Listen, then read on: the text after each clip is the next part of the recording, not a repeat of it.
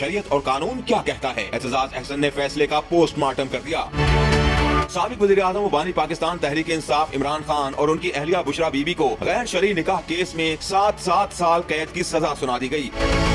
इसी हवाले से एक निजी चैनल के प्रोग्राम में गुफ्तगू करते हुए सीनियर कानूनदान एतजाज अहसन का कहना था कि मुफ्ती तकी उस्मानी सुप्रीम कोर्ट के शरीयत बेंच के जज थे और एक जजमेंट में आपने इद्दत के लिए 29 दिन काफी कहा है। और अगले रोज जनाब गामदी साहब बड़ी तफसील से फरमा रहे थे कि इद्दत का असल मामला वल्दियत से है। अगर कोई औलाद पैदा हो जाती है इद्दत के दौरान या हमल हो जाता है तो वो समझा जाएगा कि पहले शौहर की औलाद थी। अगर नहीं, यहाँ तो ऐसा कोई औलाद का सिलसिला हुआ ही नहीं, तो इसलिए इद्दत वही होगी जो औरत कहेगी कि मेरी इद्दत पूरी हो गई और उसी को तस्लीम किया जाएगा।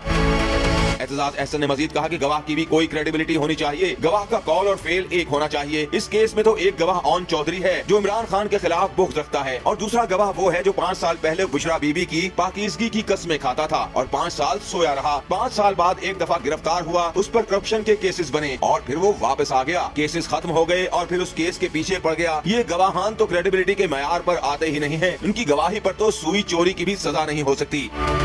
एतजाज अहसन का ये भी कहना था कि इस फैसले में एक सबसे बड़ा सुकुम ये है कि सिविल जज या सब ऑर्डिनेट जज को ये इख्तियार ही नहीं है कि वो पूरी जजमेंट लिखे बगैर सजा सुना दे। शॉर्ट ऑर्डर देने का इन जजों के पास इख्तियार ही नहीं है। ये इख्तियार सिर्फ हाई कोर्ट और सुप्रीम कोर्ट को है।